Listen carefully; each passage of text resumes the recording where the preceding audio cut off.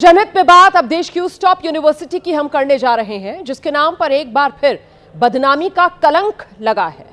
मैं बात Jawaharlal Nehru university JNU की कर रही हूं, जहां 10 साल बाद एक बार फिर से बेहद आपत्तिजनक नारे गूंजे। तब देश के खिलाफ नारेबाजी के आरोप लगे थे और अब आज देश के प्रधानमंत्री से लेकर गृह मंत्री तक के खिलाफ बेहद भद्दे विवादास्पद नारे लगे हैं। पूरी खबर आपको आगे बताएं उससे पहले इस वक्त की बड़ी खबर, जेएनयू में आपत्तिजनक नारेबाजी करने वाले छात्रों के खिलाफ एफआईआर दर्ज हुई है। जेएनयू प्रशासन ने दो टूक कह दिया है, यूनिवर्सिटी को नफरत की प्रयोगशाला में बदलने की इजाजत नहीं दी जा सकती है। अभिव्यक्ति की आजादी मौलिक अधिकार, लेकिन किसी भी रूप से हिंसा, गैर कानूनी या देश विरोधी गतिविधि को किसी सूरत में कैंपस में बर्दाश्त नहीं किया जाएगा। यूनिवर्सिटी प्रशासन ने आपत्तिजनक नारेबाजी के आरोपियों पर तत्काल निलंबन, निष्कासन और विश्वविद्यालय से स्थायी रूप से बाहर करने जैसी कार्रवाई की बात भी कही है। अब मूल खबर पर लौटते हैं। तो जिस नेता को देश की जनता ने लगातार तीसरी बार अपना प्रधानमंत्री चुना, उन्हीं के खिलाफ जेएनयू में ऐसे नारे लगाए गए जिसे हूबहू सुना भी नहीं जा सकता है। ये नारेबाजी जो है वो इतनी घिनौनी है कि इसे बौद्धिक आतंकवाद कहना गलत नहीं होगा।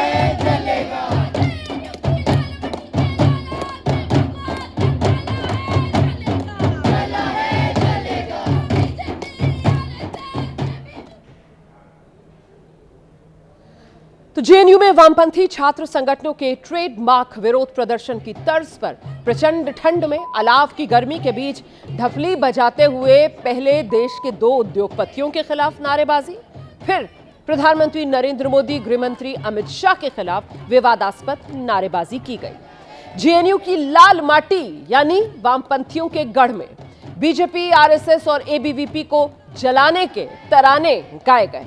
इस दौरान आपत्तिजनक शब्द भगवा आतंकवाद का इस्तेमाल भी किया गया, जिसे यूपीए राज्य में गढ़ा गया था। आखिर क्यों और किसने जेएनयू के अंदर आपत्तिजनक नारों का यह कोरस गान किया, आपको बताएं उससे पहले इस पर कैसे राजनीतिक महाभारत छिड़ी हुई है उसका एक नमूना देखिए आप।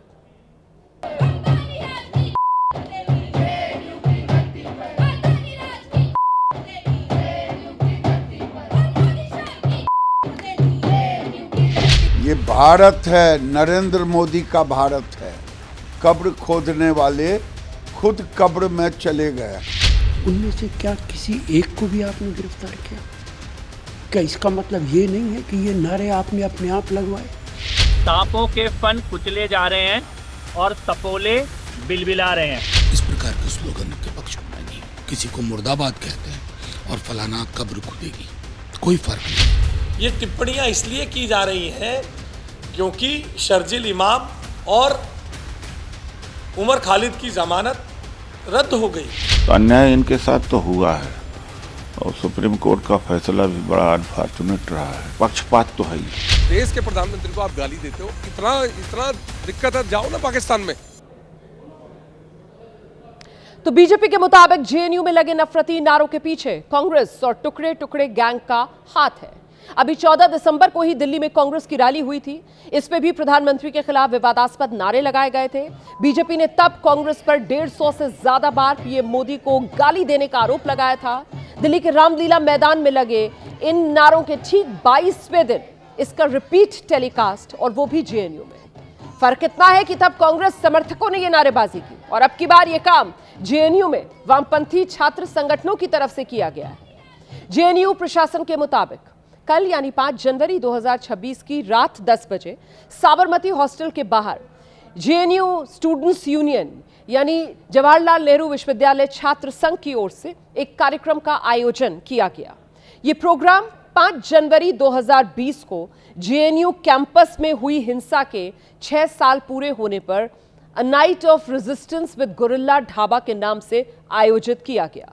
इसमें JNU SU president Aditi Mishra, vice president Gopika, general secretary Sunil Yadav, joint secretary Danish Ali समेत 30 से 35 छात्र शामिल थे। मौका जेएनयू में हुई हिंसा की बरसी का था, लेकिन इसमें दिल्ली दंगे की साजिश के आरोपी उमर खालिद, शर्जिल इमाम की जमानत याचिका खारिज होने पर बात शुरू हो गई। फिर बेहद आपत्तिजनक, उकसाऊ, भड़काऊ नारेबाजी शुरू हो गई। सीधे तौर पर सुप्रीम कोर्ट की अवमानना से जुड़ा भी ये मामला नजर आता है।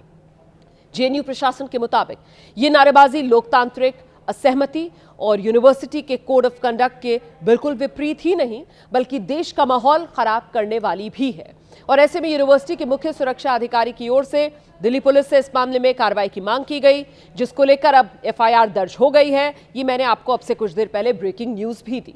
यकीनन जेएनयू में सक्रिय वो तमाम संगठन अब कटघरे में हैं, जिनसे जुड़े छात्र नेता जेएनयू में बार बार इस तरीके की आपत्तिजनक नारेबाजी करते हैं।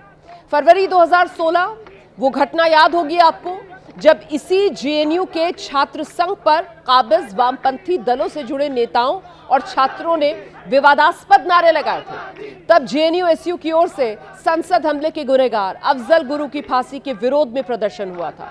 इस दौरान देशद्रोही नारे के आरोप लगे थे और तभी से बीजेपी ने देश विरोधी नारे लगाने वालों और उनके समर्थकों को टुकड़े टुकड़े गैंग कहना शुरू किया था। उस समय जेएनयू एसयू के प्रेसिडेंट और तब एआईएसएफ से जुड़े कन्हैया कुमार को देशद्रोह के आरोप में जेल भी जाना पड़ा था। जो अब कांग्रेस के नेता हैं, उस समय कन्हैया के साथ उमर खालिद भी जेल गए थे, जो अब दिल्ली दंगे की साजिश में शामिल होने के आरोप में फिलहाल जेल में बंद हैं, जिनकी जमानत अर्जी खारिज होने पर एक बार फिर से जेएनयू में बेहद आपत्तिजनक नारे लगे हैं।